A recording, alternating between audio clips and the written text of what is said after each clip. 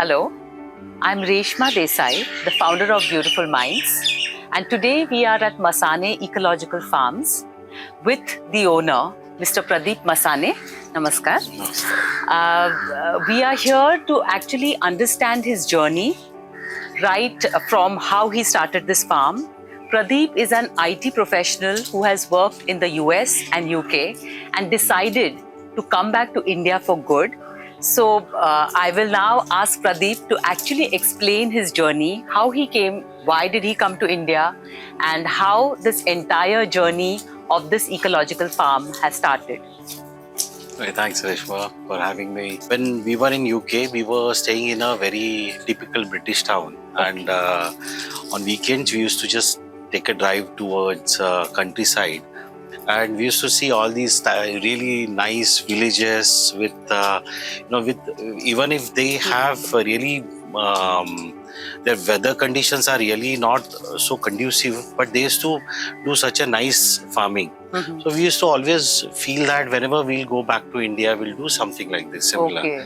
We'll do organic farming, and till that point I just knew that organic is one of the best ways of doing farming. Correct. And then in 2006 we came back to India. And we were in search of a place, and we bought this land because it was in low, proximity. So we decided to buy this land, and then we started working on this land. So it was a barren land, and the reason again, one of the reasons of returning back to India was we were in transit and we were supposed to travel back to US. So while our visa was in progress, or it was processing, we started working on this farm. Then after a year, initially we had that excitement of traveling to US and new country, but after working for a year on this land, we were like feeling that, oh, why are we going to US now? We should continue doing farming here.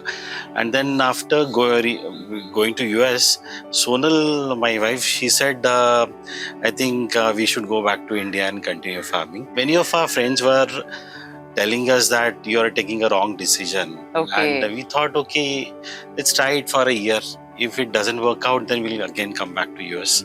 And then we started this journey. Pradeep, I would like to know, you had this land and, where you all used to come and you all used to do a little farming, and it was more like a hobby at that point in time. Correct. So how did this hobby, slowly convert, become your business? Right.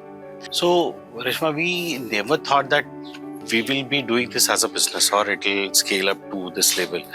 So initially, our intention was weekend farming. So we'll just spend time on farm as a stress buster, so that on Monday we should be back in office. With more energy. When we started doing this, so initially neither me or my wife, we had no background about farming. So we started going through a lot of internet blogs and documents, and then we realized about ill effects of pesticides and adulteration, like milk adulteration. And so we decided that, okay, we'll start growing organically. And then we came across a new method which is called as natural farming. It is not something new. We have been practicing this in India for thousands of years. Correct. And after Green Revolution, we actually have forgotten about it. Correct. So, and that farming was based on all cows, right? Cow urine, cow dung, compost, and it is natural farming. So initially, I got one cow from my maternal uncle. And he gave me that cow, and we started. So we had a caretaker here. So we asked her if she can milk the cow. And she said yes, she can. And then we thought, okay, we can use that milk for their family, pets, and for us also. And that's how we started that journey. We had excess milk, and we used to, give that excess milk to our neighbors and relatives, just free of cost. And then they started saying that it is so pure, and it is so natural. So why do you not continue this? And this is how we started. So initially we were just learning, and we told all our friends that in case if you have any issues, please let us know. You share your feedback so that we learn from our In mistakes. fact, you know how I got to know you? I am a part of the Sustainable Living Group. Huh. So at that point in time, I had lost my mother to cancer, and I was on the lookout.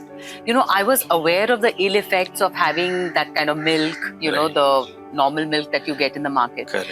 And I was looking out for a place where I could get A2 cow milk. Right. So that's when somebody told me, you know, there's one Mr. Masane, and you know they've set up a farm, and Right. why don't you get the milk from Correct. them? Correct. So that's how I actually came to you. I called you up, and then Right. I visited the farm Correct. at that Correct. point in Yeah, time. So correct. that's how it. So Pradeep, actually, sometime back you were trying to tell me, you were like explaining to me how you use every product which comes from the cow. For example, the cow urine, the cow milk. Right. You know, everything is converted into like a fertilizer. Correct. And natural fertilizer. Correct. So how exactly do you do that? What exactly do you use it for? Right. You know, can you just explain Sure. to us how Sure. exactly this whole thing? Yeah, so usually for farmers, when they are doing dairy farming, they consider cow equals to milk. Okay. So we found that if you are only using cows for milk, then it is not sustainable. So cow doesn't give milk you for the entire year. Yeah. It will give milk only for a couple of months. Okay. But she gives urine and cow dung every day. Okay. So rather than focusing only on the milk, we thought why not focus on cow urine and cow dung as well. Okay. And farmers, they usually buy pesticides and compost from market. So that's the additional 20% cost they are spending for farming. So we are saving that money, in fact. Okay. So we are saving, we are not only using that compost for our own farm, but we are selling that as well to the customers. Yes, yes. So, so we are using cow urine, cow dung for as a compost, but as a pesticides also. Okay. We are making Jivamrut, which is made from cow urine, cow dung, then besan and jaggery. Okay. It's used to repel the insects as well as it gives good nutrients to the, or it is basically used for generating more microorganisms in the soil. Oh, okay. Right. Wow. Okay. What are the challenges that you have faced in this entire journey of organic farming and having these, you know, the desi cow, as we call it, the A2 cows? What have been your challenges? So, as we had no background about farming, we had to go through a lot of learning curve. But the positive side is we did a lot of experiments also, and we used to always think out of the box. That generally I have observed that traditionally farmers, they are not ready to do any new innovations or do any new trials, right? But we used to always think, whenever for my office work also, I used to travel to Europe, or I traveled even to Latin America. And whenever I used to find time, I used to just visit nearby farms. And to be honest, I learned a lot of things from internet, YouTube. I read about Cuban Revolution, agriculture revolution, and I got a lot of information from there. And we are doing actually Subhash Palekar natural farming. Okay. And so along with that, whatever inputs that I got through these different sources of videos on YouTube or internet, so we tried doing all that. For example, usually when we started with cows, and for any, in case if the cow is not well, we used to treat them only with allopathy. Okay. Then later we started reading about homeopathy. Okay. And I found that there are few medicines available even for kettles, homeopathy medicines available. Okay. And then we tried those, and we found that those are really working. And then one of our friend, she's a homeopathy doctor, and we asked her about whether we can use these medicines for the cow, because the human cycle and cow cycle is same. Yeah. Pregnancy is also 9 months, 9 days. Okay. So the same thing we can apply here. And we found that there were few diseases who were taking a lot of time to cure, or in some cases we could not cure them. But with homeopathy, and we could really cure them. Okay. Wow. And the good side is with homeopathy, there are no residues. In the milk. Okay. So if you use allopathy, then because of these medicines, there is a residue. Okay. That comes with the milk. And do you also feed the cows certain kind of grass, certain kinds of, so that the milk quality increases? I mean, scientifically, if you feed them enough carbohydrates, proteins, minerals, then that is sufficient for their health, right? So when we are feeding these things, so how naturally we can feed these nutrients and fats and carbohydrates to the cow, that we are taking care while we are feeding this to the cows. Okay. Yeah. How nice. Okay. So that is really helping us to see. There are a lot of products available in the market which will tell you, they will claim that it will help you to increase the milk, but those products it contains urea as well. Okay. Which is not good for it. We felt that before 20 years we did not have these products, right? So how people were managing their kettles, right? So then we tried to figure out answers to these questions, and we found a lot of information. Okay. And we tried those, and we are able to, we've got really good results. Okay. Yeah. Who has been, a greatest support for you in this entire journey when you started the farming? Yeah. Can you tell us about that? Yeah, so that's my wife, Sonal. If she would not have supported me, we would not be at this stage. Wow. This required a lot of hardships. We had to sacrifice a lot of weekends and holidays also. Okay. And initially when we started this journey, every weekend we used to be on the farm. And even after my office, I used to come here for an hour at least and then go home. Okay. And it was a very hectic journey at that time, till we actually came to a good, I would say, level. But so without her support, it would have been not impossible. Possible. Okay. Yeah. After your 15 years of experience in this field, now with organic and dairy farming, what is the kind of advice you would like to give to your, to people who are actually interested in buying these kind of products? What is the kind of advice? How should they actually choose those kind of products? What should they look for? Correct.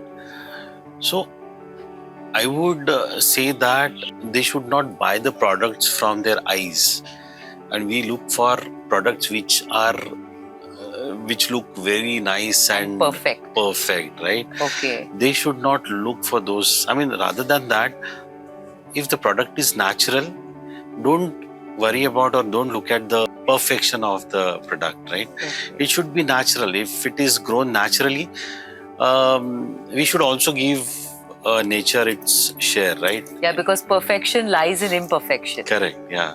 I was same, right? Okay. I was to look for a perfect fruit or vegetable, right? Then once I started doing this, then I realized that that is not right. Secondly, we unnecessarily bargain with farmers, and the kind of efforts that are put into growing these vegetables, right, by farmers, those are really hard efforts. So sometimes we go to the branded shops and we don't bargain there, but we bargain while buying a vegetable, right? So we should encourage even farmers to grow naturally. Yes.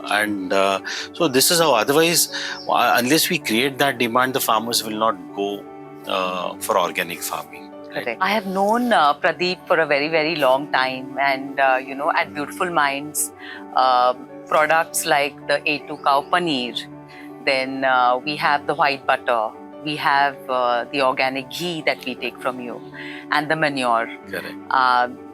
They're just excellent products, I must say that. Even the taste of the paneer is something, you can literally feel that taste in it. Whenever I never buy any other paneer other than the one which you have which you sell on the farm.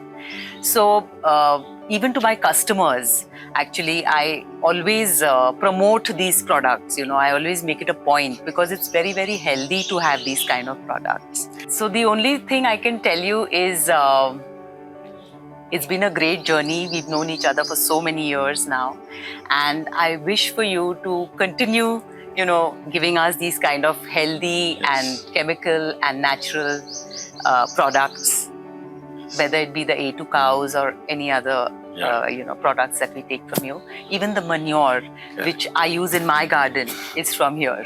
So I take it so very often from you. Correct. Even the Jivamrut that you have, that also I have. To purchase these products, visit our website www.beautifulmindstore.com.